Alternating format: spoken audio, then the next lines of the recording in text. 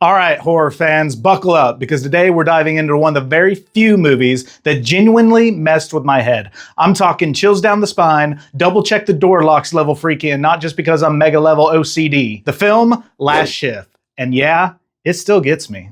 Hey y'all, welcome to The Real Value, where we recap, review, rate, and evaluate all things real, all things watched. I'm Cal, your horror pal, and today we're going to do something a bit different. A compare and contrast video, but more on that later. Back to the movie that genuinely freaked me the fudge out. Now, I first saw Last Shift back in 2018, and let me be real with you, I am not easily frightened. I've seen hundreds and hundreds of horror movies, and they just don't hit the way they used to, right? But I still love them. You know, some of them will throw in a lazy jump scare or two, and I'll flinch for a second, and then it's over. But Last Shift, this one lingers. This one burrows into your brain and stays there for a while. So what's it about? Rookie cop, creepy abandoned police station, her first shift, which also happens to be the last shift the station will ever have. What could possibly go wrong, right? Well, everything. Officer Lauren, our protagonist, starts seeing things that straight up warp reality. Paranormal chaos, cult connections, and a whole lot of what the hell is going on moments. As the night unfolds, she begins to unravel a twisted truth about a suicide cult. So that's the premise of the movie Last Shift. But here's where things get even more interesting. In real life, not in the film. A few years after Last Shift, 9 years to be exact, the same writer-director came back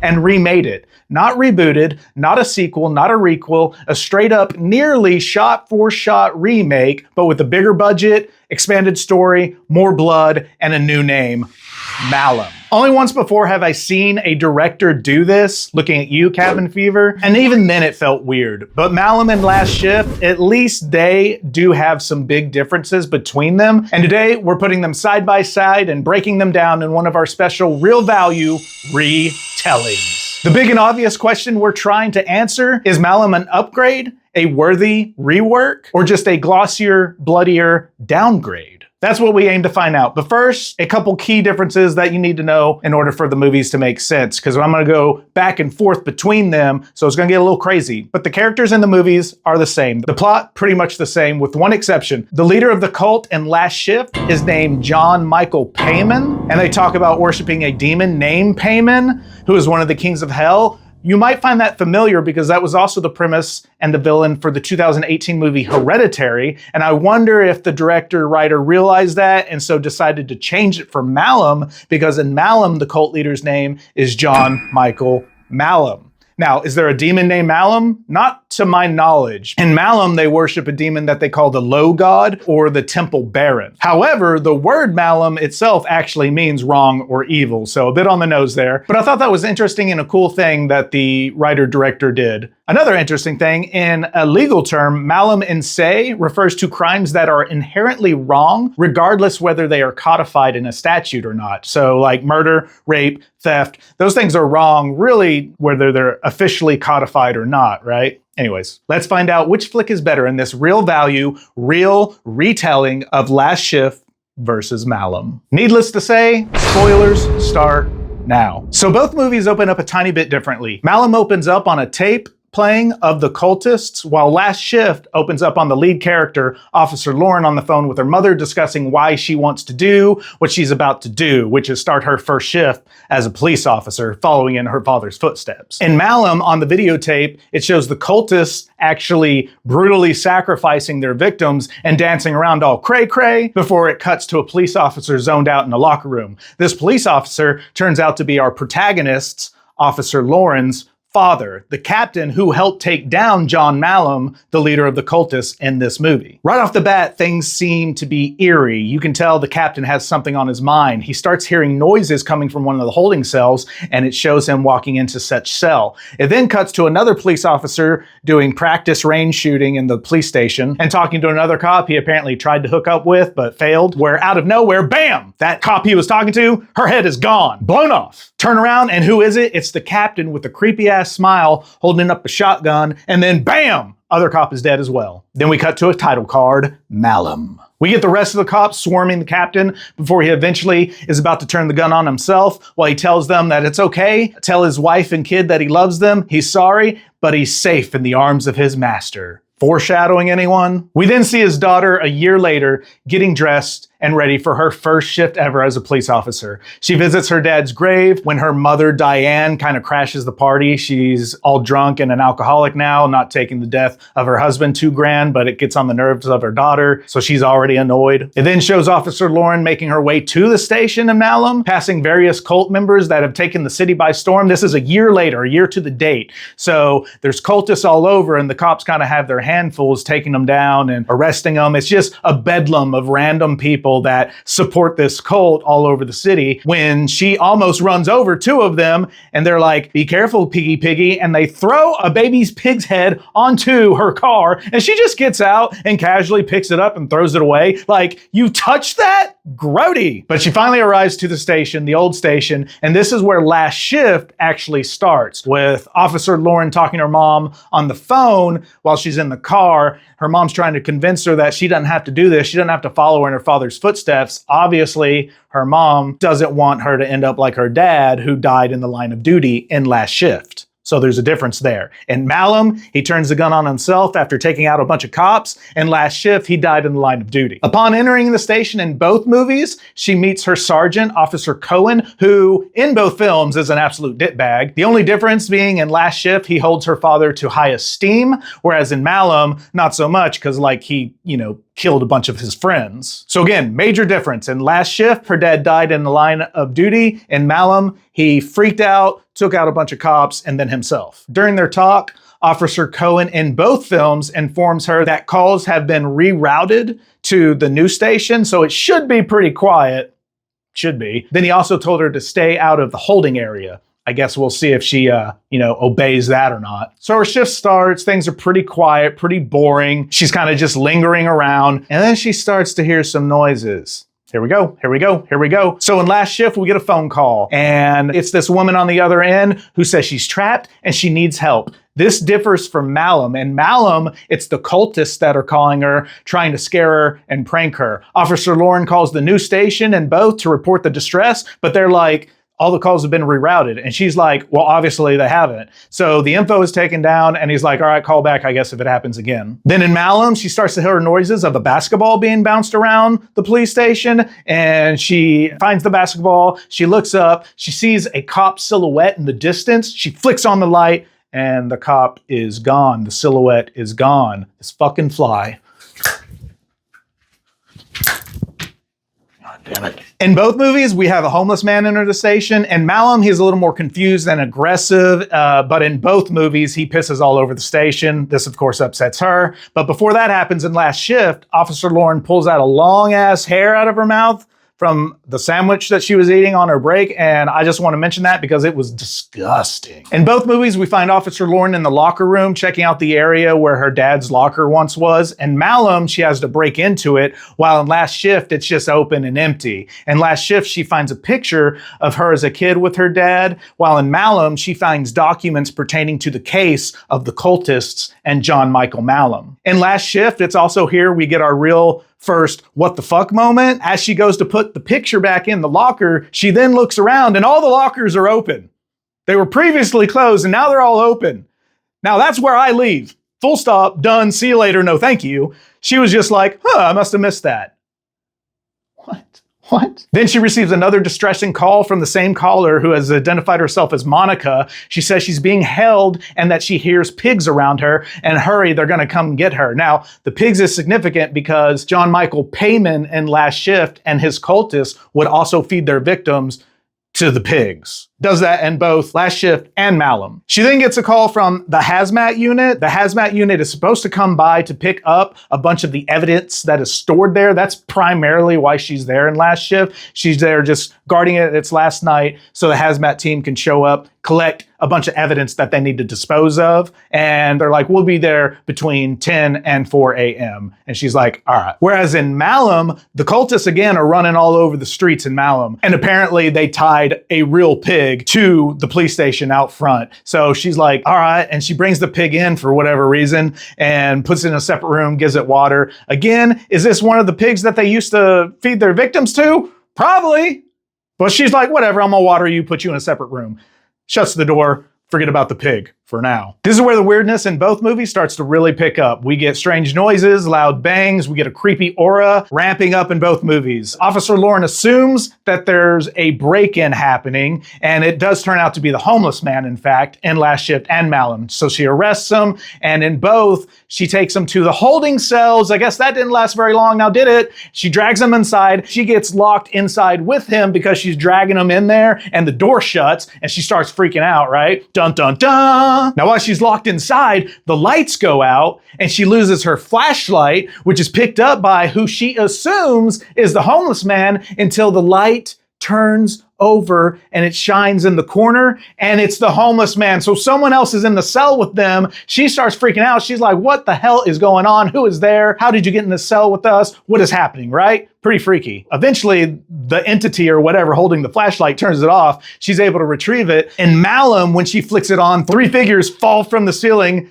hanged by bed sheets and pillowcases. This is apparently Malum and his 2 main cultist members. The door is open now somehow. She runs out, freaked out and confused. But she starts to shake it off. She recites her police mantra, like, I will protect, blah, blah, blah, et cetera, et cetera. I will do my duty, blah, blah, blah, et cetera, et cetera. Trying to convince herself that she's just seeing and hearing things. But it's pretty a little too weird for me, little cow. I'll be out of there. I'll be out of there again long time ago. She contemplates calling her sergeant in Malum, and she does. And he just berates her for waking him up. He's like, could you not do this job? I told you to stay out of there. There's black mold in the holding cell. You're just hallucinating, which I'm pretty sure that's not how black mold works. Takes a little longer for something like that to happen, right? Plot device. Now in Last Shift, she got out of the cell as well. It happens kind of the same. She retrieves the flashlight and 2 figures pop up behind her, but she doesn't see it. And then she ends up running out of the holding cell. The door's open again somehow. In Last Shift, she's like checking the doors around the police station. She goes around back. She opens it up and there's a sex worker there named Marigold hanging out and smoking a cigarette. Wow, at Malum at this time, she finds a thumb drive in the evidence box that she found earlier in her dad's locker from before. We then get some B-roll of the city and we see her retrieving a laptop from her car to play the thumb drive.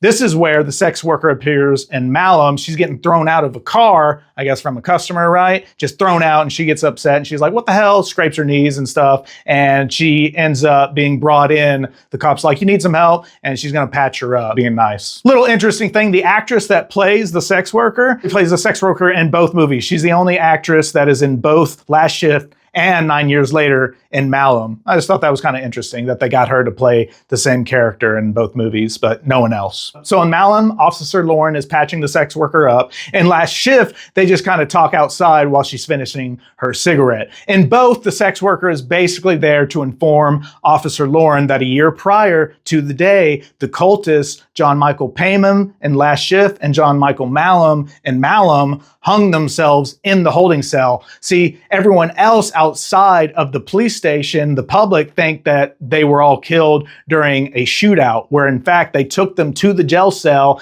and the cultists and John Michael Payman / Malum ended up hanging themselves in the cell. Now in Malum, this is where the sex worker kind of starts to see something. She starts to freak out. In Last Shift, it's more of a simple conversation. The main thing to take away from these scenes, the sex worker is the exposition character informing Officer Lauren about the suicides. All right, so in Malum, we get another prank phone call from the cultist. In Last Shift, she walks into a room and watches an interrogation tape of John Payman that all of a sudden comes on the TV screen. This also happens in Malum after the phone call when she pops in the thumb drive. She sees kind of what was played at the beginning of the movie in Malum, where the cultists are sacrificing their victims, and then it also shows John Michael Malum's interrogation video as well. The difference is in Malum, we get more information during the interrogation scenes. They're explaining that they don't worship the devil in Last Shift, and the devil's a bitch compared to Payman, and kind of the same in Malum as far as the temple baron or the low god is concerned. So while she's watching this video in Malum, she gets a phone call from her mother, who can hear the weird, creepy song that the cultists are singing. This song is played throughout both movies. It's kind of like the calling card, right? That the spirits are around. And so her mom can hear it on the phone while she's talking to her, and she's like, turn that shit off. Too creepy for her, I guess. What are you listening to? It's nothing. Where the fuck are you right now? I have to go. Turn that shit off. Now in Last Shift, she's watching the interrogation, and it ends with John Michael Payman telling her dad, who is interviewing him at the time, that he's gonna come back for all he loves. Does he? Does he? Does he? Now in Malum, she finds a target practice thingy with the word still here written on it. Again, remember she heard someone say still here before. So like, the ghosts and stuff are still here. Like, come on. And last shift, the phone rings again. Again, it's Monica claiming that people are dead and that they killed them and that she needs help and please come help her. And she's like, look, you need to hang up and call 911 because I can't help you from this old police station. It's just me. But Monica doesn't listen. She's just like, help me, please. We get more creepy noises and symbols and hallucinations in both movies, which would send me the fuck out of there ASAP. I've been gone long before. But she's like, nah, it's probably just in my head. Now, to her credit, in Malum, she does try to leave, but she finds that the cultists have locked her in. They've bolted the doors. They've chained and bolted the doors shut. So she's trapped in her own police station. And she calls the news station. She's like, they locked me the fuck in. They're like, all right, calm down. We got a lot of stuff going on tonight. We'll send someone out there as soon as we can. At this point in last shift, she hears that creepy song, but it's being whistled.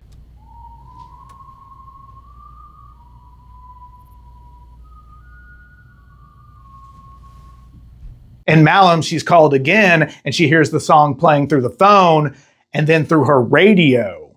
So that's interesting. In last shift, she's walking around. She sees a room. There's a bunch of chairs in the room. She looks away. She looks back. All the chairs are stacked up. And for some reason, it's at this point, she's like, all right, you guys, come out. I get it. I'm the rookie. You got me good. Blah, blah, blah. How the hell would anyone be able to pull that off beyond me? But I think she's just trying to cope with it, right? She's trying to figure things out. She's just like, it can't be ghosts. This can't be real. In Malum, we're seeing more footage of the interrogations from the year prior. This is where we get expanded lore about the cultists, who they worship, what's up with that whole thing, the low god, the temple baron, etc. And last shift, there's ringing at the front door and another officer comes by who claims that he actually knew her dad and he speaks highly of him. They used to work together a little bit. So again, in last shift, her dad was seen as a hero, died in light of duty, while trying to arrest John Michael Payman. So they're talking, he makes her feel a little bit better, but as he goes to leave, he turns around and she sees a huge gaping hole in the back of his head with a bunch of brains hanging out, and she freaks out, but he turns the corner and disappears. This, of course, freaks her the fuck out, and she starts hearing a bunch of voices and whispers. Back in Malum, we get more lore during the interrogations and from John Michael Malum himself. Now, in both films, when it shows the interrogations, when it shows the girls and their part, I think they're acting a little over the top, a little too dramatic for my taste. I think the guy that played John Michael Malum and the guy that played John Michael Payman both did a great job in their acting, but I just think the girls went a little over the top. That's just me. But anyways, in Malum, while he's interrogating John Michael Malum, he sees like something in the reflection behind him, kind of freaks him out, so he runs out of the room. And it's at this point in the interrogation where Officer Lauren, she's sitting there watching it, right? And all of a sudden she gets a pillowcase over her head and she gets dragged away. That's right, she gets napped. The cultists are taking her somewhere that looks like a morgue, and she's not moving while this has happened. It's like she's paralyzed, but she's crying. She hears this whistling, the song, right? And eventually she's able to move when she's in the morgue, surrounded by other dead bodies who presumptively is supposed to be John Michael Malum and his two main cultists. Their bodies start to move. They're twitching and turning and writhing. And then she witnesses a bunch of other cultists break in, kill a mortician who's all of a sudden there, and then her body jolts and she wakes up. It turns out she was just passed out in the office. Or was she? Back in last shift, she's hearing noises. She's unsure of what to believe. She doesn't know what's going on. And we get this awesome homage to A Nightmare on Elm Street that I think is just beautifully done. It's brilliant. I don't know if it's truly an homage, supposed to be an homage to A Nightmare on Elm Street, but I certainly think it is. And then it turns into this sweet ass marionette type scare. It's so good. It's so good. A+. Now in Malum, this is where two other cops show up to check on her. So this is different kind of than in last shift. It was just the one ghost, right? And these two show up. It turns out they too end up being apparitions and ghosts. And then all of a sudden, Officer Lauren ends up in a flashback memory of herself, and she sees herself as a child being baptized by John Michael Malum with her younger mom at his side.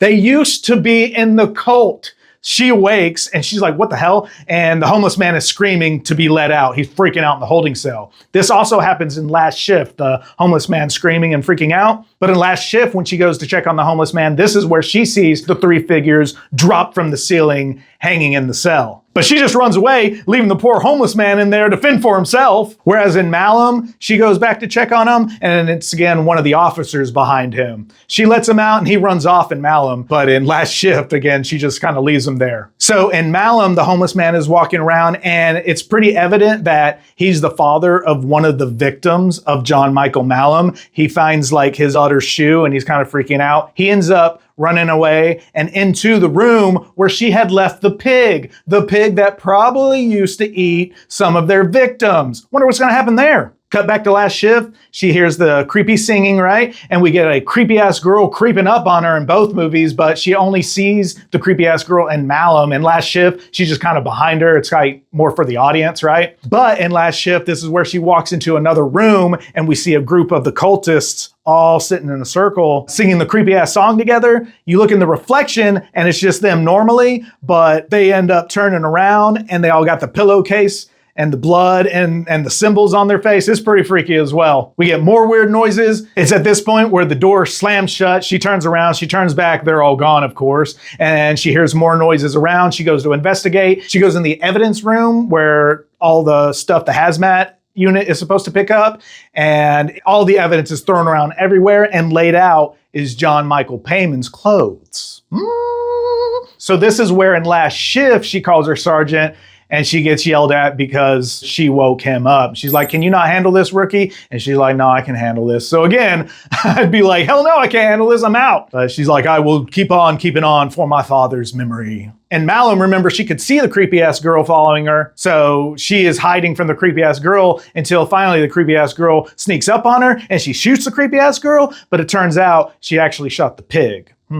Little hallucination, confusion there. This is where there's a ring at the front, and all of a sudden Diane is at the police station, and she comes in and basically explains to her daughter, look, they once were in the cult, but they got away, but John Michael Malum found them, and that's when everything started to come together, right? It all starts to crash down in their world. So the mom, the dad, and unbeknownst to her, Officer Lauren, baptized as a baby, were once all part of this cult. Now in Last Shift, after the phone call with the sergeant, she decides she's gonna wait in her car until her shift's over. She's like, all right, fuck this, I'll stay, but I'm gonna go wait outside. But as she's going outside, phone rings again. It's Monica. She calls the news station again to report it, but they're like, hey, that name you gave us, Monica Young, that turned out to be the last victim of the Payman family massacre. This is also where in Last Shift, dispatch is like, also, listen, the whole reason we're at a new station is after they committed suicide in the cells,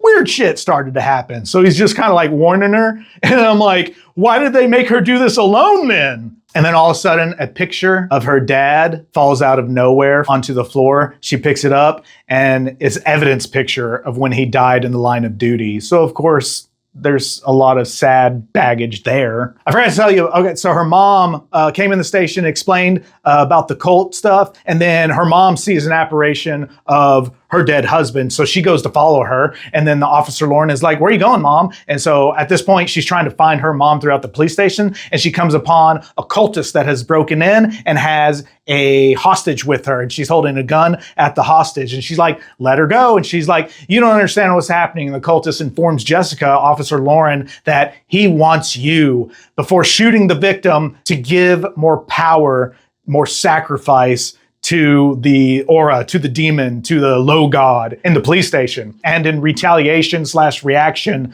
Officer Lauren shoots the cultist dead. At this point, out of nowhere, a bunch of cultists run at Officer Lauren. So she's running from all these cultists, trying to find her mother at the same time. Eventually gets into another room. Phone rings again. Dispatch is like, hey, we think a bunch of cultists are coming to attack the old station. And she's like, they're already here, motherfucker. And they're like, okay, well, that's okay. Is your mom safe? And she's like, well, how did you know my mom was here? Turns out it was John Michael Malum messing with her the entire time. We get a camera panning down to the phone, and the line's been cut this entire time. At this point in Last Shift, she starts hearing deafening noises. Remember, she picked up the photo of her dead father. She's seeing visions of mugshots of the cultists, and she hears how they will rape humanity and all that. All of a sudden, all this other evidence pops up in the hallway, then it bursts into flames. She passes out. She wakes up to her mom's phone call, who's apologizing. Remember, in Last Shift, Shift, she was talking to her mom at the beginning of the movie. Her mom was like, you don't have to do this because you don't want her to die like her husband died in the line of duty. And anyway, she's apologizing, but she notices her police belt is missing. So she gets up trying to look for that. This is where she's knocked out by a cultist that breaks into the station in Last Shift. The cultist drags her to the interrogation room. She wakes up, and instead of having a victim or a hostage, they talk for a bit, and then the cultist shoots herself in the head to give power, to give blood, to give sacrifice to John Michael Payman and the Payman demon. All right, we're getting to the climax of both films. More weird, strange noises are happening, more hallucinations in each. And Malum, she shoots the homeless man after he runs towards her all freaky, and it shows his leg had been like eaten off by the pig while he was in the room. In Last Shift, the phone rings again, and it's Monica, and she's like, I know this isn't Monica Young. Monica Young was the last victim of the Payman family massacre. Who the hell is this? And the girl starts to laugh, and then we get a jump scare. All of a sudden, the ghost of the last victim, Monica, appears under her desk, and it's creepy girl trying to find her. Creepy girl chasing her. She runs away. She hides. Creepy girl's nowhere to be seen. Where's the creepy girl? Oh, here's the creepy girl. Creepy girl's creeping up on her. She closes her eyes. She opens her eyes. Creepy girl's gone. And Malum, she's calling for help, trying to get dispatched to help her the fuck out. And Last Shift, she tries to escape, but all the doors are locked. She's now locked in the police station as well. She tries to shoot her way out, but apparently there's a force field now because no bullets get through. And Malum, she's searching for her mom while shooting all these cultists that are around, chasing her, chasing other people. Apparently they bring in victims as well. They're trying to do sacrifices all over the police station. So every time she comes upon a cultist, she like shoots him dead. In Last Shift, she gets another phone call, but it's from her father. What? Her dead father. This brings up too much emotion for her. And basically the dad's like, avenge me. Is this really her dad? Probably not, but she thinks it is. In Malum, there's more weird singing, and she comes upon hanged victim that she tries to help. She sees the ghost cops that were in there earlier. She sees cultists killing victims. She's killing cultists. In Last Shift, she sees the homeless man walk by, and she's like, how'd you get out of the cell? Because remember, she left him in the cell in Last Shift, and it turns out he turns around and he's all monster-fied as well. Freaks her the fuck out. In Malum, she sees her dead dad walk by, and she asks him why he hurt those people, and he said he didn't hurt them. He killed them. And that day he had to kill them.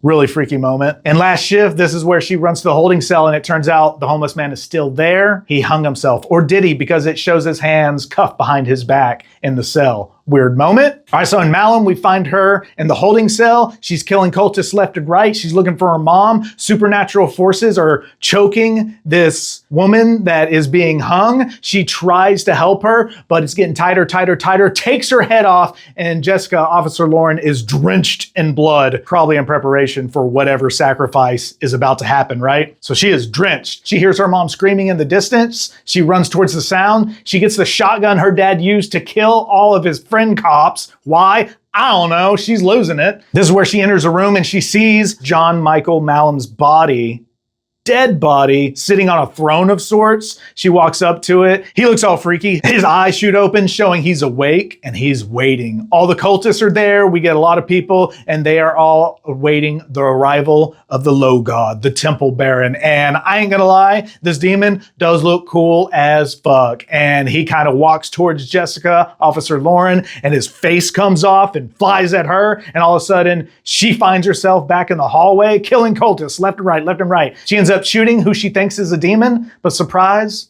it's her mom. Ooh, hallucination twist. So she's kneeling down, she's crying, she didn't know what happened. All of a sudden, she's being surrounded by cultists and the ghosts of the officers and apparitions, and they're all laughing and cheering and applauding, and she's crying, and then a demon leans down and whispers something in her ear you can't hear, and she ends up being like, my job as a police officer is to protect the innocent and to protect my master, her king, and she shoots herself in the head.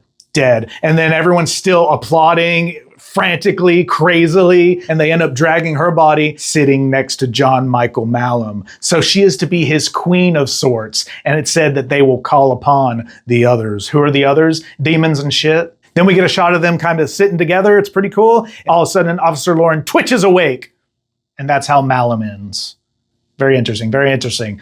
Back to Last Shift. It goes down like this. So after finding the homeless man hung in the cell, she hears a song, the creepy ass song playing again from her radio, and then her radio starts to bleed. That's not normal. She's then scared by a demon out of nowhere who screams at her, and then she finds herself in the holding cell again, and there's this sheet. She turns around and sees this footage being projected onto a sheet in front of her, and it's of the two main cultists and John Michael Payman readying themselves for sacrifice. You can see them putting on the pillowcases and symbols on the pillowcases. They're getting ready to hang themselves. But eventually what happens is one of the coolest things I've ever seen in a horror movie. 10 out of 10. This is a part that freaked me the fudge out. John Michael Payman kind of comes out of the projection, out of the sheet, and he's sitting there and he removes his pillowcase and you see his freaky ass smile and face as the demon, and then he screams at her. She freaks out. She sees his grotesque face, runs out of the cell. She sees the officer that came to visit her from before there again, blows his own head off. She tries to run out, but she sees a picture of her dad on the wall. And again, she gets a phone call from her dead dad, who she thinks is her dead dad. Obviously, it's not her dead dad, but he's like, they're coming. You got to stop them, baby. And so she sees cultists left and right. She's taking them out. The cultists have broken into this police station as well. She's taking them out one by one before finally coming upon the last cultist, who she aims and shoots before being shot herself. By whom?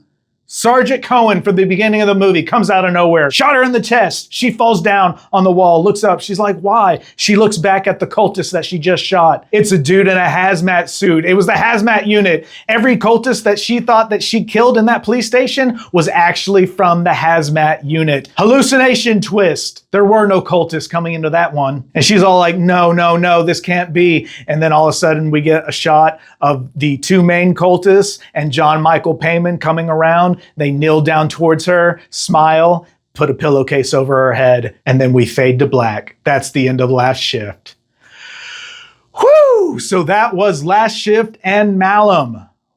That was a lot. All right, so before we answer which movie is better, let us compare. Now, both, again, were directed and co-written by Anthony DeBlasi with the help of Scott Poley. Last Shift is a tight 87 minutes. It's short, it's sharp, it's terrifying. And here's the twist. Critics loved it. It has 100% on Rotten Tomatoes. That's right, 100% on their tomato meter. But audiences, their popcorn meter, it has a 51% on their popcorn meter. What the hell is wrong with you, audiences? 51%? Are you kidding me? Letterboxd gave it a 2.8 out of 5, IMDb a 5.8 out of 10, the movie database a 62%. So is this a cult classic in the making? I freaking hope so, because this movie is awesome. Now flash forward to 2023 and we get Malum. Again, Anthony DeBlasi comes back and he remade his own film. Bigger budget, longer runtime, lot more blood, same story, new skin. It's 93 minutes and basically is an expansion of the original story's mythology. So think of Last Shift as being like the original theatrical version, and Malum is like the uncut version. That's how you can kind of look at it, even though they are two separate films. Now, Last Shift didn't have any box office numbers because it went straight to video, but Malum did have a theatrical run. It pulled in just over $220,000, not a lot. Critically, though, it landed well. It's got an 81% on the Rotten Tomatoes tomato meter, but its audience score is also at 51%. What is wrong with you people? What is happening? What is happening out there? Letterboxd gives it a 2.5 out of 5, IMDb a 5.1 out of 10, and the movie database has Malum at a 56%. So what gives, man? Why remake your own movie less than a decade later? The director said he wanted to expand upon what he had already created and create something kind of different, albeit the same, right? So which one is better? Last Shift, 2014, Malum, 2023. Personally, I like Last Shift better. I think it is scarier, and the director even said that he thinks Last Shift is scarier too. It's got more mystery, right? They don't expand on all the lore. So to me, that makes it more suspenseful, more thrilling. And I just love, even though there's less budget and you can tell that it was filmed on a lower budget, I think the special effects are great. I think the scares are awesome. The jump scares and just all the creepy aura that surrounds this movie is phenomenal in my eyes. Malum, for me, even though it expanded upon the lore, just took a lot of the mystery out of it, and I think it made it less scarier. And since I kind of already knew what was gonna happen for the most part, Malum wasn't that scary to me. So for instance, I give Last Shift a real value of, you ready? You ready? To me, It's a real MVP. That's right. Our first real MVP of the year goes to a movie from 2014. It's one of my favorite horror movies, and I think you should watch it and you should love it as well. It's awesome. On the Scaredy Cow scale, you ready? You ready? It's the channel's first ever 5 out of 5 Scaredy Cows. This movie creeped me the fudge out. I think it is that good. Again, jump scares are awesome. Special effects are awesome. This is what gets me going. I love this movie. Still gives me goosebumps. It's so good. Whereas Malum, when I first watched it, it was real meh. Real mid to me. But now rewatching it for doing this video and everything, it's a good movie. It's a good movie. I give it a real good. Scaredy Cow scale, I give it 3 out of 5. Again, I just think Last Shift is that much better. So you guys see both of the movies. I suggest you watch Last Shift first and then watch Malum, the expanded version, so to speak. Tell me in the comments, which one do you like better? Have you already seen them? Have you only seen one of them? What are your thoughts? I really want to know. Do you like Last Shift? Do you think it is freaky and crazy as I do? Because I love that movie and I really hope you do. Whew. All right, long video today. Hey y'all, appreciate you stopping by. Joey, thank you for being a Patreon patron. Corey, I think you stopped donating, which is totally cool. If anyone else out there wants to join, wants to help the channel grow, please join my Patreon. Or if you want to donate to the channel, just a one-time donation. My handle is Jitness on Cash App and Venmo. I appreciate any help. It all goes to the channel, I promise. Okay, that's it for me, folks. See me next time, because I can't see you. Whew, so freaking hot. Yeah, I shaved my head.